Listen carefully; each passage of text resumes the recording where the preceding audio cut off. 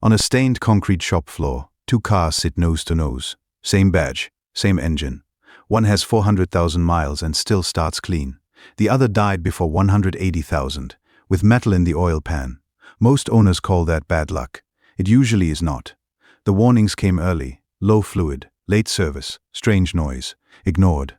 So what separates them? The answer is not magic, and it is not luck. It starts with the habit most owners think they already understand. I have watched the same failures roll into the shop for years. Different drivers, different excuses, same pattern. They treated maintenance like a suggestion until the car made the decision for them. If you want a car to see 500,000 miles, stop thinking the goal is no repairs ever. Wear items still wear. Belts, brakes, filters, tires. That is normal. The real goal is avoiding the big avoidable failures. Engines cooked from dirty oil. Transmissions burned from old fluid. Frames eaten by rust nobody looked at. This is not babying the car. It is respecting small boring habits before damage gets expensive. First habit. The one fluid people stretch too far because the bottle and the dashboard make them feel safe. Oil is not just slippery liquid in a pan. It is the engine's cleaner, cooler and trash collector. Every time the pistons move and the bearings ride on that thin film, oil is carrying heat away. It is also grabbing soot, fuel residue, moisture and tiny metal particles you will never see on the dipstick. Stretch the interval too far, and that oil breaks down. The additives get used up. The filter loads up. Now dirty oil keeps circulating through tight passages and soft bearing surfaces. That is how microscopic wear turns into low compression, timing chain noise, oil burning, and a tired engine before its time. Do not wait for a warning light. Big mistake. If you idle, tow, sit in traffic, or make short trips, you are severe service. The fix. Correct grade, quality full synthetic when appropriate, a good filter, and realistic intervals. 3,000 to 5,000 miles for hard use, or the manual for normal use. But clean oil will not save the part most owners forget until it starts slipping. Transmission fluid is not just red oil hiding under the car. It cools, cleans, and protects every shift. Every time the transmission changes gears, clutches apply, valves move, heat builds, and that fluid is the only thing keeping the whole mess alive. Over time it breaks down. It gets dirty. It loses the friction control the transmission was designed around. Then the symptoms show up. A delayed shift, a bump into gear, a little slip on the highway. By then, wear has already started, and do not fall for the word sealed. Sealed does not mean lifetime. It usually means harder to check, easier to ignore, and more expensive when neglected. The fix: service the transmission on schedule, commonly around 30,000 to 60,000 miles depending on the vehicle and use.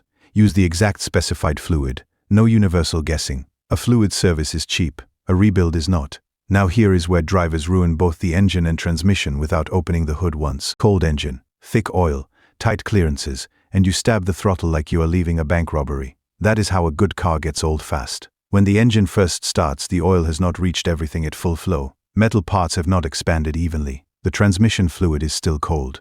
The mounts, bushings, tires and shocks are all taking the hit before anything is settled. Then people make it worse. Hard acceleration, late braking, smashing potholes. Every one of those sends shock through the drivetrain, suspension, brakes and tires. The fix: let the engine settle for a moment. Drive gently for the first few minutes. Roll into the throttle. Brake early. Steer around potholes like the car belongs to someone you owe money. Pretend you're carrying a glass of water with no lid.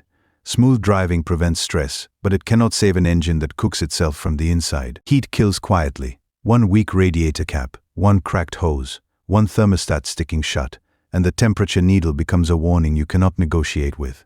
Old coolant stops protecting metal. Clogged radiator passages stop moving heat. Then the engine gets hot, the head can warp, gaskets fail, plastic tanks split, and suddenly a cheap service turns into a tow truck. Do not wait for steam. The fix: check the coolant level when the engine is cold. Look at the color. Inspect hoses for swelling, cracks and soft spots. Replace a weak cap. Service the coolant on schedule. No guesswork. Then look underneath. Rust is the other killer. Salt, mud, and trapped moisture eat brake lines, fuel lines, exhaust, suspension mounts, and the frame before the paint looks bad. By the time you see bubbles on the body, the expensive damage may already be underneath. Rinse the undercarriage after salt or mud. Keep drain holes clear. Use rust protection if you live where roads get salted. And while all that damage hides underneath, another warning sign is touching the road every mile. That tire touching the road is not just a tire. It is part of the suspension, steering, brakes and bearings. Run it low on pressure, and the sidewall flexes until it overheats. Let the alignment drift, and the tread scrubs sideways every mile. Ignore uneven wear. and that vibration starts beating on wheel bearings, ball joints, bushings, shocks, and steering parts. That is how a cheap tire problem becomes a front-end rebuild. Same thing with bargain parts. Cheap filters can restrict flow or let dirt through. Cheap brake pads can chew rotors. Cheap sensors can send bad information. Cheap belts and plugs can create repeat failures that make you chase problems that should have been fixed once. Here is the fix. Check tire pressure every month. Rotate tires every 5,000 to 7,000 miles. Align it when it pulls or wears wrong. Use original equipment parts or proven top-tier aftermarket parts. So why do so many people still lose the car early even when the fixes are this simple? Because the real killer is not age, mileage, or even bad luck. It is waiting until the car begs for help. Waiting for the knock. Waiting for the burnt smell. Waiting for the temperature gauge to climb. Waiting for a warning light to tell you something already went wrong. By then, damage is not starting. It is spreading.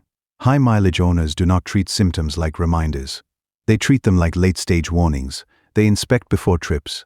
They check fluids before they disappear. They look under the car for wet spots. They listen when the starter sounds slower, when the belt chirps, when the idle changes. 5 minutes now, or a tow truck, a teardown, and a 4-figure bill later. Now the answer to the 500,000-mile question is simple, but most drivers do not like it. That is the answer. The 500,000-mile car is not magic. It is not just the badge on the hood. It is the owner who changed the oil before it turned ugly, serviced the transmission before it slipped, drove smoothly while cold, protected the cooling system and body, and used good tires and quality parts. Boring habits, expensive results. The car that dies at 180,000 usually had small problems ignored until they became big ones. The one that keeps going was protected before damage got loud. Here is the fix. Open your maintenance schedule today. Write down the next 3 services due by mileage and date. No guesswork. Comment your car's mileage and the maintenance item you have been putting off. Thanks for watching. Now click the next video before one expensive mistake catches you.